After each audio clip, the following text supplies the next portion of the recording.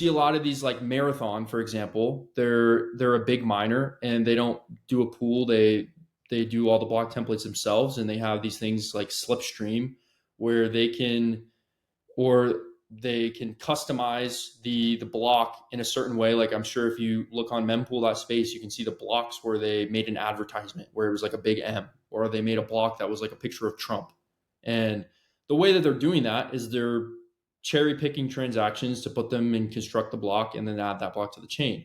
And then that raises the concern of like, well, what happens if there's 2 or 3 companies that control the majority of blocks being produced and the hash rate associated with that?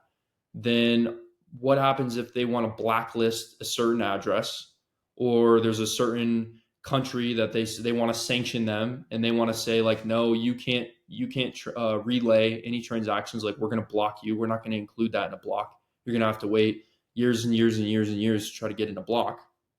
And if they're adding the majority of the blocks, we'll just say 99% of the blocks that are getting created are by 3 companies, then that is a centralization concern. And that's like not the going back to the block size. Like, that was their concern, was that if the block size was bigger, then it was going to be more. Yeah, there's the example right there. Is it was going to be more expensive to run a node, which was going to centralize it. And look, just right up there, you see Foundry, Marathon, Antpool. I mean, you could even go to their chart. Like if you just hit on the pickaxe on the top, and this isn't like a fully accurate chart, but they have a nice, like, you go to mempool.space, and this is like the distribution, that pie chart, that if you have been in Bitcoin for a while, like you probably have seen this chart before. And what does it show? It shows that via BTC, Antpool, and Foundry have over 50% of the network hash rate. And so they can add over half the blocks that are mined are coming from those 3 entities. And it's actually worse than that, because Antpool is only represented as, what is it right now? 20 something percent? 17. Yeah, 70%. Yeah. It's actually like via BTC is the backstop for Antpool is the backstop for via BTC, F2 pool, Spider pool, Luxor. I mean, all of those other smaller pools on there are just proxies of Antpool and ultimately Bitmain. And so what you have is you have Foundry and you have Antpool. They, as far as like the blocks that are being created by 2 entities. 75% of the blocks, let's just say, are being created by 2 entities. And so that should, like, as a Bitcoin maxi and as somebody who believes in the ethos of something that's like a distributed network that is controlled by the majority and is distributed, and there's thousands of economic actors that are enforcing the policy and what goes into blocks, then that's not what the current situation is. And so then you have to ask yourself, well, how do we fix that? And there is a lot of ways. I mean, I have not dug into it as deep as some other people like Bob, for example, have, but it's multi-layered, because you have the chip manufacturing and the chip fabrication and the system design. All of that is closed sourced. And so it's very difficult for like a mining company to spin up and start creating their own machines and offer this as a service to the marketplace and for investors to switch over to them. Like, it's basically Bitmain creates the majority of the machines that are out there. You have MicroBT, but they're also closed source. And so you have like 2 major manufacturers that are creating the machines. And then you have the pools, which you have the 2 main pools. You have the Foundry and you have the Antpool. And the reason why they have so much hash rate is just because a pool is ultimately like an insurance solution. So you're contributing your hash to that pool so that you can get consistent rewards, because you don't want to have to deal with the volatility and the variability that is, like, let's just say if you're a solo miner and you only have like an exahash, we'll just say, or even less than that, and you're mining to try to find these blocks, and let's just say you get unlucky or a month goes by and you don't hit any blocks, then you still have to pay that electricity bill, but you have no revenue because you didn't hit any blocks. And so that's like the perfect recipe to go bankrupt. And so that's why the majority of hashers on the planet, they are subscribing to these pools, and the pools are doing much more than just managing the payouts. They're managing a lot of like accounting things. They're managing a lot of compliance things for these pools. Like maybe it's a publicly traded company and they don't want to have Like, let's just say that there's a transaction that gets added to a Bitcoin block, and it was for nukes or whatever. It comes up in a case that this transaction was for this good or service, and that company doesn't want to be held liable, so they just work with Antpool or they work with Foundry to manage all of that for them. So there's a lot of these things that are going on where these pools are providing much more than just managing the payouts to these miners. And so that's how they've been able to amass such a large amount of hash rate, and the fact that they're all backstopped by Bitmain. Because if you try to run just spin up your own smaller pool, then you're gonna have a lot of issues as far as like um, potentially getting attacked or somebody trying to take advantage of your pool by block withholding, something like that.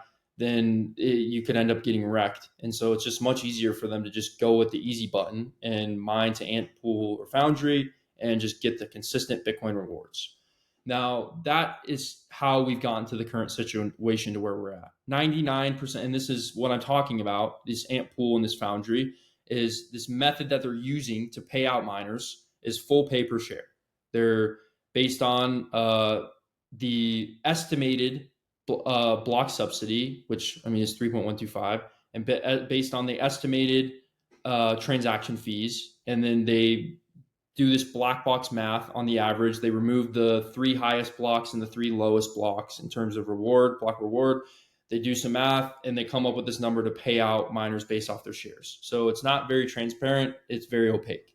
So that's F full pay per share. And then you have something that's basically 99% of Bitcoin mining is going based off of that. And then you have Ocean, which they're starting to gain some more traction, but they're basically a version of PPLNS, which is pay per last N shares. They're only paying out miners based off the blocks that are actually being won by the pool. It's not just like a fixed amount that they guarantee to pay you no matter what, regardless of blocks are won. And it's somewhat, I mean, they're very contrarian in the sense where like they are trying to combat against this mining centralization concern that a lot of people are freaking out about. And they're very small. They make up 2%, maybe less than 2% of, in terms of like the hash rate that is subscribed to their pool in the big picture of all of the Bitcoin mining pools. And that's like the current best solution, I would say, would be something like that. And the reason that they're the best solution is that they're not doing all of the stuff that these other pools are doing. They're paying like when you sign up for Ocean, you don't have to create an account. You don't have to send in your email address, your social security number, your driver's license. You don't have to do all this stuff. You just give them a Bitcoin address, and you can create the template how you want. So if you're running the Datum gateway, then you can design the template. Like maybe you want to run Bitcoin knots and you want to filter out all of the transactions that are monkey JPEGs, and you only want monetary, or however you want to construct the block template. You have the sovereignty to do so. So that's giving more power back to the users, which is very much what Bitcoin was designed to do. And then you get paid out directly from the block subsidy. So the Coinbase that outlines 3.125 is going to the person that added this block to the chain. Then that gets distributed amongst all of the, in that window, however many miners contributed a certain amount of shares in that window, they're getting a certain amount of Bitcoin directly from that block. It's not some ambiguous pool wallet that's going to send you some transaction just based off your shares. So that's one of the other benefits, and it gives miners more like it gets miners back to what they originally were. Because if you look at what miners originally were, everything was the same in terms of a Bitcoin node, a Bitcoin miner, and a Bitcoin wallet. It was all like the Bitcoin Core application that you were running. And so that was like a miner and a node at that time was essentially the same thing. But now it's got abstracted, where a miner is now just a hasher. They're just generating hashes. And then you have all the nodes, and most of the pools are run by a pool node. So they're actually controlling what's going into the chain. And then you have obviously the wallets that have been abstracted as well. But it's a much different situation than it originally was. And I would say that it's going to continue to evolve and change into, I think, having more individual entities that like almost decentralizing the aspects of Bitcoin even more. Like if you take a pool and you pull out the compliance aspect and you have all these companies that are managing the compliance aspect, and then you pull out the accounting aspect and you have all these companies that are managing the accounting aspect, and then you have managing the payouts from the blocks to the miners, that's another entity that's running that. And so the more of these like smaller entities that you have that are contributing, it's just spreading out the centralization, it's decentralizing it, because there's smaller entities and economic actors that are involved in this like bigger picture. And so there's not a single point of failure or somebody that you could go talk to and say, hey, I want you to do this to mess up Bitcoin, and they would have the power to do so. It's such a great case, and you make actually a great. You lay it out amazingly, like from starting in the beginning and seeing what's the problem and kind of visualizing it.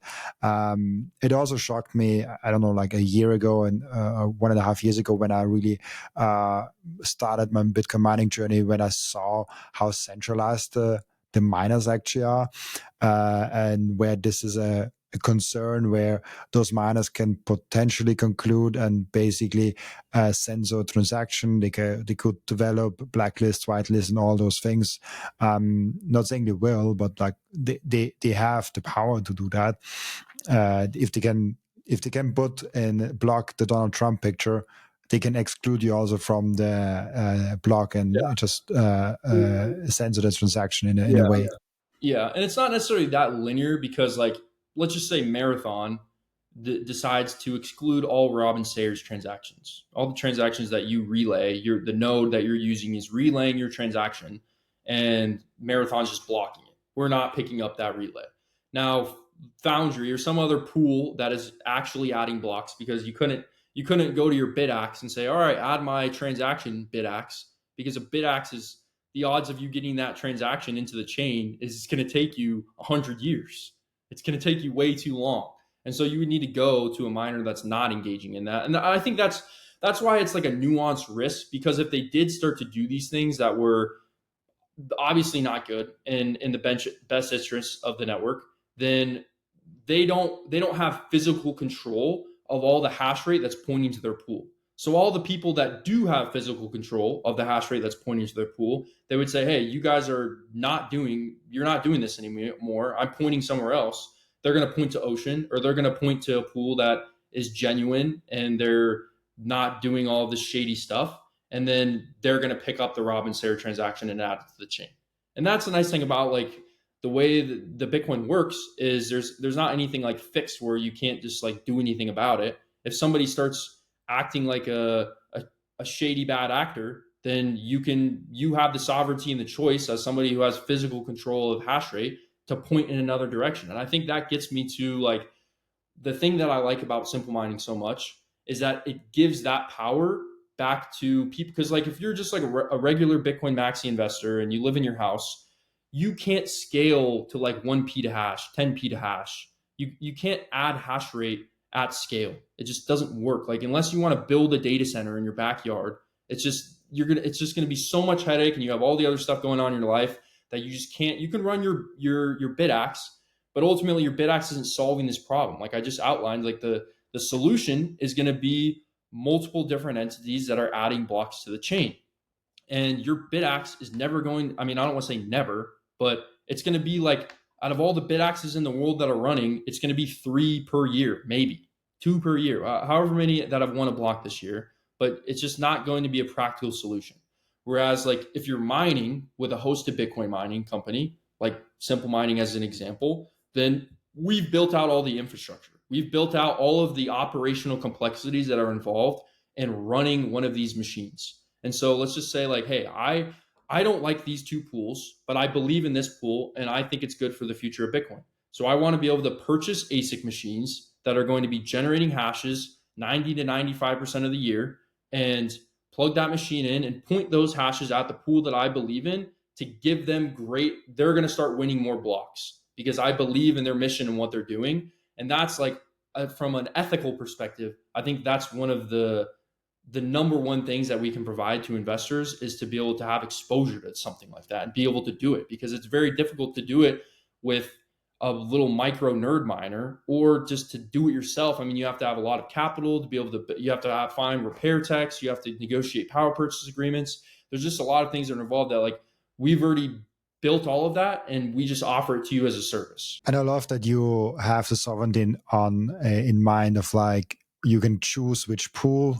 I think you can even connect your own node if is as I understand Yeah. it correctly. So I think we that have some clients that are running their own datum servers, but we also have like three different template template versions from the datum gateway that we run as a company, the simple mining one, that you can choose from any of those three. awesome. And now the thing that maybe interests people financially even more of like why if I don't care at all about the decentralization of the network and say, hey, Bitcoin will work out no matter what I do, but can I get more Bitcoin with mining Bitcoin versus just straight up buying Bitcoin? And if so, like, what should be the strategy of like, what of my portfolio should be mining Bitcoin? Is there any thought? Like, maybe first let's answer the question of like buying Bitcoin just versus mining Bitcoin in general. Yeah. I don't think it's one or A block just got added to the chain. It's super fun to see that. Sometimes I have to running in the background. So super sorry. I was like, unfortunately, I don't have it anymore in the background. It's just so as a Bitcoin, I love just like seeing that and the different animations. But sorry, go ahead. yeah. It's a mathematical policy in action. It's a wonderful thing to see. But I would say it's not like people say mine or buy. I wouldn't say it's one or the other. And as a capital allocator and as an investor, you're you might be all in on one thing. Like, you might be the toxic Bitcoin maximalist that's I'm on 100% Bitcoin and cold storage. But most people, I would say, are not like that. Like that, they have like their 401k, and they have a couple stocks in their Robinhood account, and maybe they have their Bitcoin in their cold storage, and they have Bitcoin in the IBIT ETF, and they have this portfolio that has certain percentage of allocations, and over time they're balancing that, they're changing these percentage allocations, and so it's like they're actively managing their portfolio. And some of them aren't; they're just delegating that to a financial advisor, which hopefully you got a good one. But I would say that it's not necessarily one or the other. And one of the things that I will say is I am writing a book on this because, in case you've noticed, there's not any like extensive information out there, and maybe even a book or course format of evaluating the concept of mining versus buying Bitcoin. And I think as Bitcoin becomes the global benchmark and hurdle rate, and everybody starts to shift from denominating everything in US dollars, which are a terrible unit of account, to denominating everything in Bitcoin terms, Bitcoin as a unit of account, then they're going to start evaluating the performance of different economic actions in Bitcoin terms. And so you are bullish on Bitcoin, and you understand how it's going to become the most desirable asset in the world. And so you want to have a smart accumulation strategy that's going to end you up with as much Bitcoin as you possibly can. And so is that dollar cost averaging on your exchange and paying the fees, or is it buying MicroStrategy and holding MicroStrategy for 5 years, 10 years, and liquidating it back into Bitcoin? Or is it mining? Is it cloud mining? Is it buying some sort of mining derivative and basically renting hash rate and getting a certain amount of Bitcoin from that? Or is it working with a hosted Bitcoin mining company where you purchase an ASIC, you own the ASIC hashes to a pool, and the pool pays you based off of the work that you're contributing to the pool? Now, obviously, it's not any one of these things. And depending on your situation and what your financial goals are and what you're trying to do is what's going to dictate those levels and those allocations. Now, I would say that there are several unique benefits to mining as opposed to just buying Bitcoin.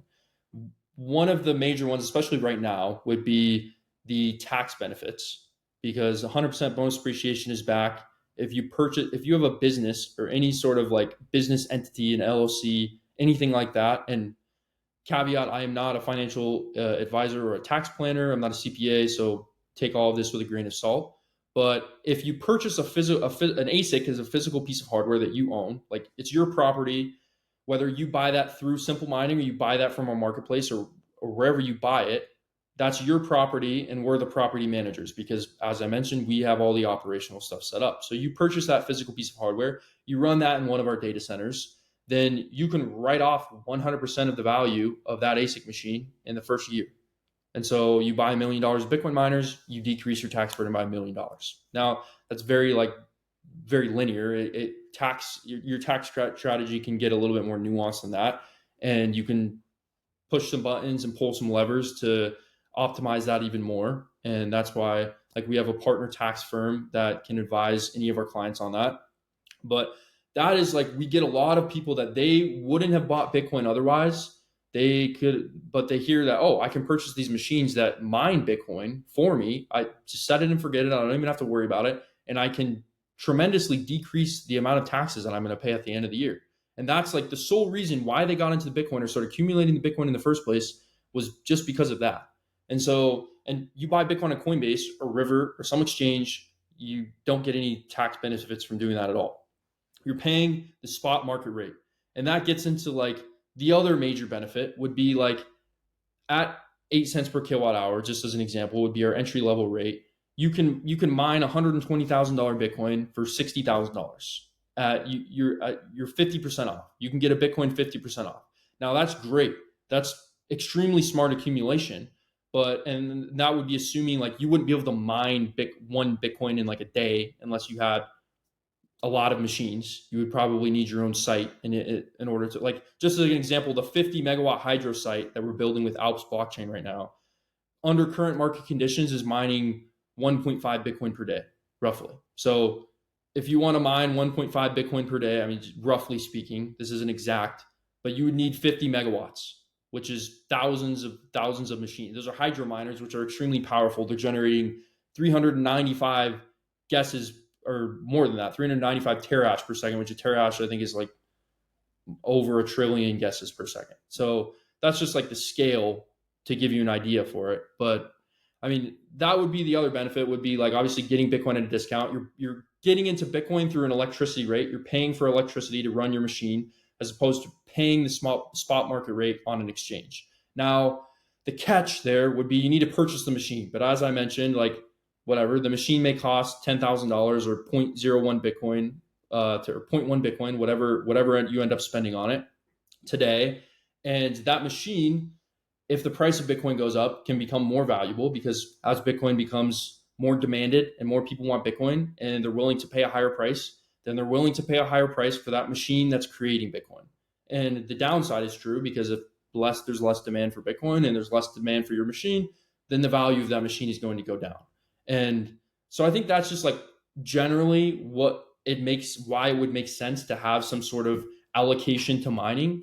And like you have the ethical aspect that we originally mentioned, but there's also like thinking in Bitcoin as a unit of account. There's certainly an advantage to have that as a percentage of your Bitcoin accumulation strategy. I love the points that you brought up, especially with the tax advantages, but also that you could even get in the game of the mining devices and selling them basically for profit even, or just for the base cost that you bought it from, so you don't really lose any of the purchasing power.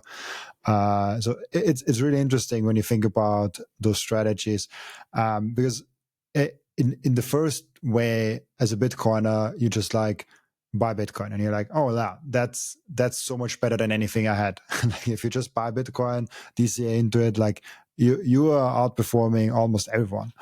But then there is engine analysts that like make weighted buy-ins and all those things.